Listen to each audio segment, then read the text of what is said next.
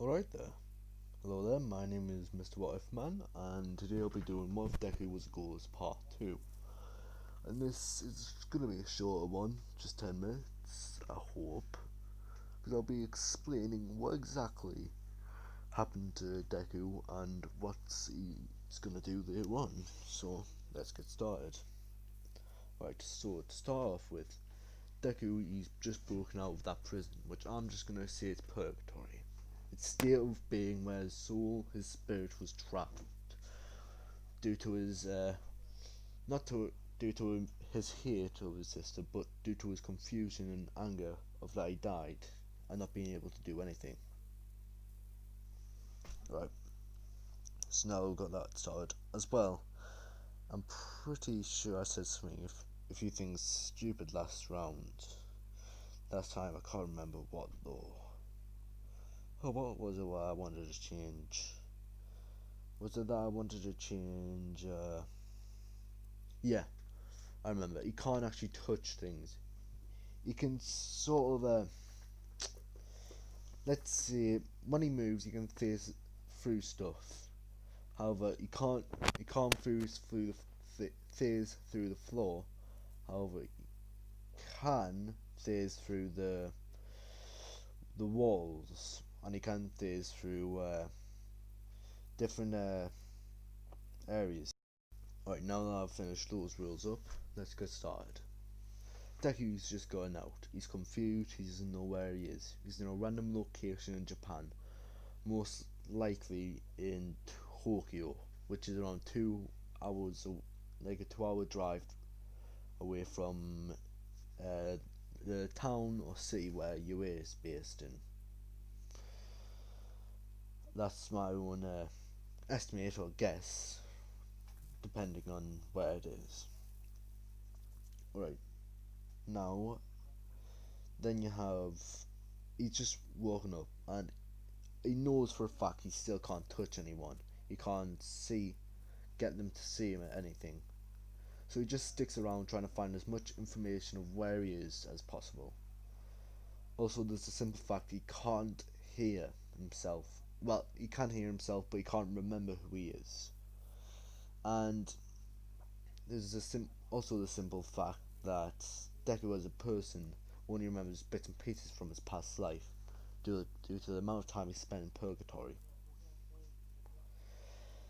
So let's say he wanders around for a few weeks, gathering information of what's different from what he can remember in his life, and over time of what he spends during in the Earth instead of purgatory. So I'm just gonna call Earth, which Deku is usually in, the overworld, and I'm gonna call the place where he was purgatory. Okay, so he tries to find out much longer he spends in the overworld, the more his memories will come back. Well, the fuzzy ones, not everyone, if you get what I mean. And last round I said this was Deku, it's not Deku. This is just the best image I could come up with. Right, now we've got that sorted. Deku, he spends a few weeks, he figures out whereabout he is, what year it is, and from what he can remember, he's, if I remember correctly, time in the purgatory goes 5 times faster than in the normal world. And right now it would be, so let's see, when from, he should be 25 at that time, but since 5 years into the overworld, 5 times by 11, that would be 55 years he was in it. He would have died at the age of 14 when he just became it. So he would be 69 years old when he came out of purgatory. Well, his mental age, not the 69. Nice. But anyways, back in topic. His mind's older than what his body would be. And he uses his mind and what he's learned over the years to search, check for information, and he's learned all the stuff what he did up until now. And let's say he does this for 6 months. He collects information. He goes from Tokyo to, I don't know, the nearest bigger city, all around until he reaches UA. Well, the city UA is based on.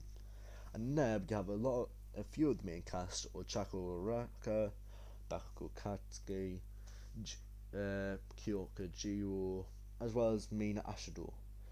Ida is based in where did Stain attack? It was in I can't remember, but the city where Stain attacked Ida's brother is where it would be based on, trying to prevent any attacks in that city from ever happening again. And the other people from UA just dotted around. A few of them, in fact, even became UA teachers, such as Yaoyosu, as well as, surprisingly, Mineta became a teacher, just so you can see Yaoyosu. And what happens? During during the few months I was in the place, I'm just gonna call it Kyoko. That's what I'm calling it. The city where UA is based on, I don't know what it's actually called, but I'm gonna call it Kyoko. So in Kyoko, Deku's been there for around 2 months, and usually he didn't care about the people. They're also plain. They haven't got any personality. That wasn't until he met Uraraka, because in this timeline, she is infatuated and madly insane when it comes to Bakugo, and she literally is obsessed with him.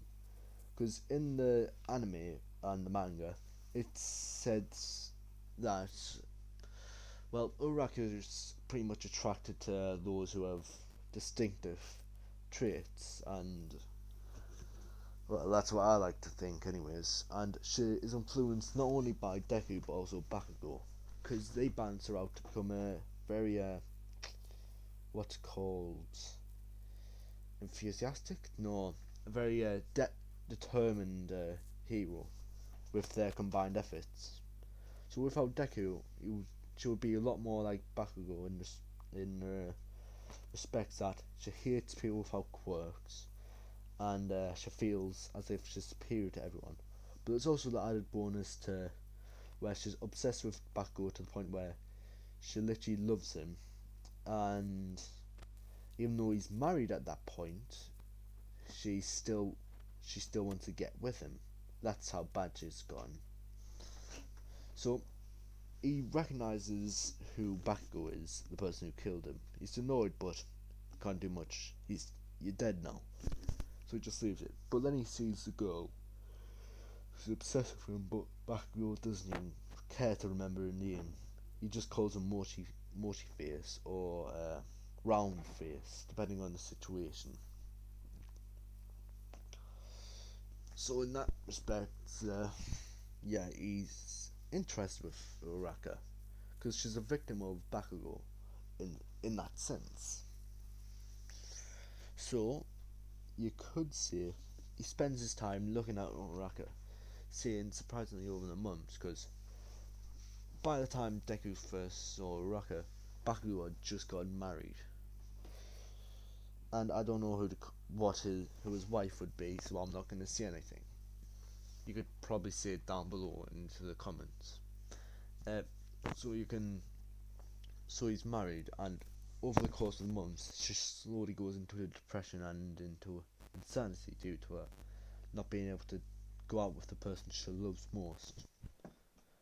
And this intrigue which Deku had with her turned to sadness and not guilt but pity for her. This pity for the girl who was a victim of circumstance. No, I don't know. I know who he would be married to. He would be married to Deku's sister. Yes, the other person who killed him.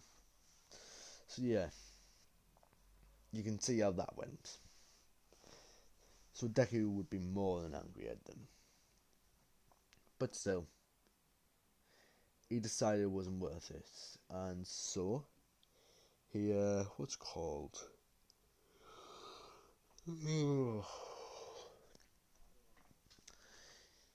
He took care of Uraraka in the best way possible.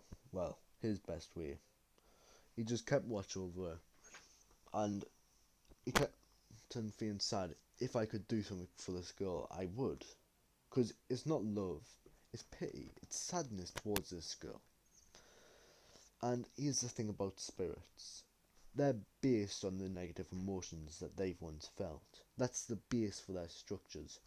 Their personality and who they are is all based on their other traits. Like their anger is the base for the bodies, the happiness, the sadness, the intrigue, the curiosity, the caution, all went into it. How his personality is. It's just his anger went into making his body. So people who's angry, sad, and have a lot of negative emotions could potentially see good spirits, and not only see them, they'd see them forever, depending on their level. Because once you see a spirit, you learn to recognize their body structures. That's how I'm gonna use that as an excuse. So once Uraka no longer feels as sad, she can still see him. Alright, so let's say she got herself into such depression, she started drinking, and eventually, yes, this is gonna get dark, but she felt like she felt suicidal. And so one day, Deku goes up to her. He's just like, kid, what the hell are you doing? Like, seriously, this is really bad, even for you. Uraka looks up and's like, who's you? Who are you? Well, not that, she's drunk and she's going to be slurring all over. And I said, name's Deku. It's a pleasure to meet you. You're not just dreaming this, and I'm not just mistaken that you can see me, right? And Uraka's like, what did you just say? At that point, Uraka could see him. And Deku was like, holy shit, this guy can see me. She can literally see me. And he was like, oh shit, she can see me. Truly realizing that he can actually speak to someone for the first time for 55 years. I was like, kid, you gotta get a bed. It's like, this isn't good for you. And this goes on for like 5 minutes, her not believing that he's actually there. Because I'm just going to say this about Uraka. So there's a fast metabolism, so her getting rid of the alcohol is pretty quick. And by the point where she started to see Deku, she didn't drink for about an hour, so she started to sober up. By that point, she was like, holy shit, who are you? Why are you in my house? And they're like, but you can see me, I'm a spirit. He's like, as if you're a spirit. And she goes to punch him and try and turn him in. But yeah, she just passes straight through him, and she's like, huh, I don't understand you, sir. Or, in other words, holy shit, this person's a ghost. In turn, I love to say in turn, as you can see, because in turn is my favourite catchphrase. In turn. Alright, so, yeah, they see each other, and the next day, he literally follows her to being a hero. And she's like, why the hell are you still following me? And he said, well, because you can see me, obviously. It's like, that doesn't matter. You shouldn't be stalking me. Can't be stalking. I'm not even alive. Right. So that would lead to, right, nearly 15 minutes. That would lead to him becoming not cynical. It would lead to him becoming annoyed at her. So during that time, not many villains were there. Also, so she was pretty bored, and she actually mentioned this. stating how she was so bored and she couldn't handle any more boredom like this, so she'd literally die. So he told her this. Well, if you're so bored, I can tell you where a few villains are. And she's like, what? He would explain that he's been there for months and he knows where a few crime syndicates are. So he explains, and Ochako checks it out. Well, Uravati at this point, because she's in a hero costume. And she sees it's true, because this is partially accuser in between becoming a Yakuza and just being a bunch of delinquents. So she literally takes them all out and puts them under custody by calling the cops. Because this was one of the first big incidents within months, because a few small time villains like robbers or small time killers popped up, but not major villains. So this was a change of pace. So the media, of course, got wind that this big incident of Yakuza who was smuggling drugs and robbing places. That's what they were doing as their crimes, anyways. By the way, so that news would have got a hold of it, and they would have hyped it up, saying that it's the return of villains and the Yakuza. And so, Uravati would have gotten home, and she would literally try to unwind.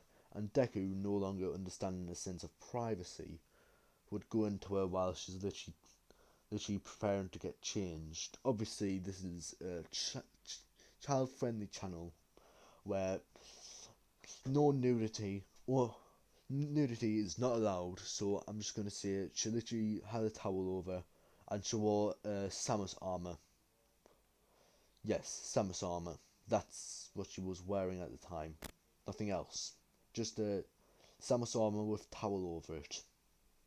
Because no nudity on this channel, only children killing other children. Got it. Right. So she creates. So she's shocked and asking, "What the hell are you doing?" He's like, "What? I just came to speak." They'd speak, and she then just speak with him because she could see that he wouldn't even care what he's doing because he didn't understand.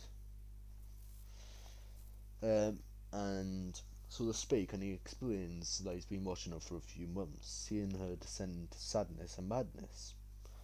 And she explains why he was doing that. And then he said those two people, who they called Bakugo Kurtsuki and Itsuka Midoriya. And, well, Uravati would be definitely shocked to hear those names, especially from a ghost, and she'd ask why he was concerned about them. He said just two words, just one word: killers. And this was because he knew that they were the one who killed him, but Uraka didn't even know that they killed people. So he didn't actually mention it, he just said they were involved with dangerous people. Because they definitely were. They were dealing dirty deals. Right, so after that, what's it called? Yeah, basically they talked all night about random stuff. He asked about stuff like anime, and she asked about how the hell he became a ghost. He explains how he was murdered by his classmates, and he didn't actually say it was Bakugo and Itsuka, but he just heavily implied they were dangerous people. And he kept so this back and forth banter went on for a while. And let's just say, give or take 3 months. At this point, they've known each other for a while. They've got good chemistry. Not chemistry in romance, but chemistry in good friendship. Because I'm not doing a Izuku, Deku X Uravati ship. No, no. No.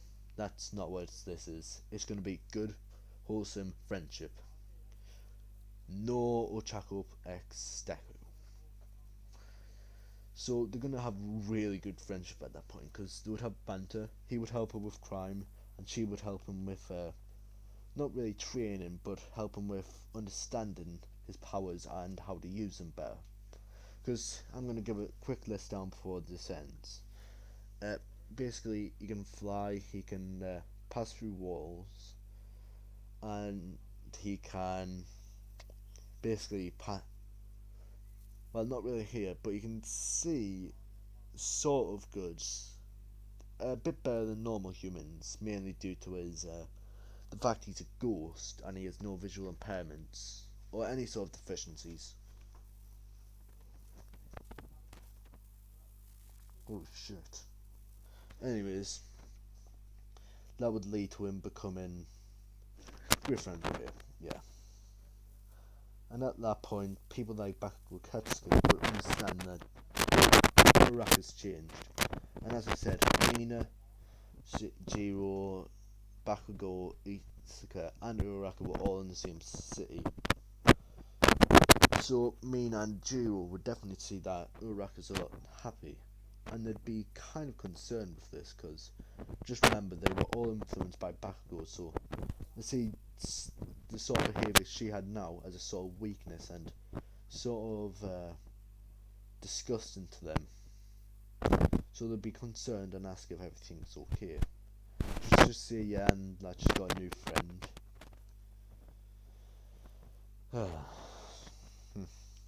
So this would lead to them asking someone like Bakugo to help out with the investigation because kind of concerned with her.